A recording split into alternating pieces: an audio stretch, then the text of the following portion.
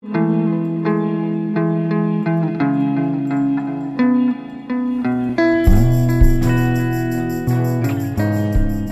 from the very beginning,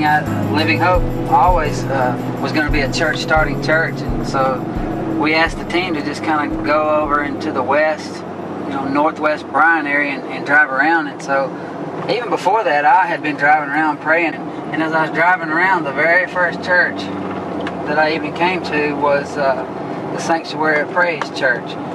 here on Beck Street, and I pulled in and just started praying in the parking lot, and I didn't even know why. This is just a church that I'd never really noticed before, and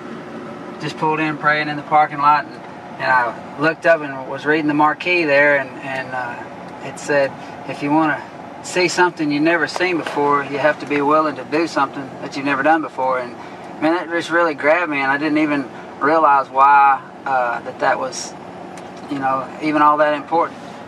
Yeah, we really thought that it was going to be a church just like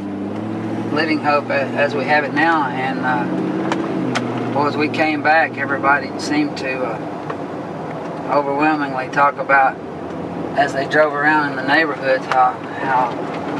it just kind of grabbed them, and how people were living in ways that we never even really realized, and as we drove through here, we just we drove across Texas Avenue in different places and realized that the ministry is everywhere. I mean, and we just can't do it on our own. But what we started noticing was there were so many little churches around each corner, and we really felt like that God could use us to be a catalyst to bring some of those together, because they just didn't seem like that they were ministering that much to the community. They're having churches and things like that, and so that's when we started trying to visit churches and just see what people do, what kind of ministries. And we have found out that there are ministry things going on, but for a rule of thumb, it's just not enough. And as we thought about it, we looked at the ministry, and I think one reason a lot of them don't minister is because a lot of the churches probably just really don't have the money, and I really think that's where the idea of being debt-free came from, as we talked about in the CAT team meeting and just different things like that. We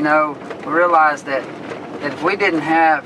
to pay money for buildings and things like that, if we could be debt-free, then we could use the money for ministry, and there's a lot of things you can do with the kind of money we spend on a monthly basis. When we talk about expanding the mission, we're not limited to Bryan. I mean, it's just been, God's just been showing us that the ministry is just everywhere.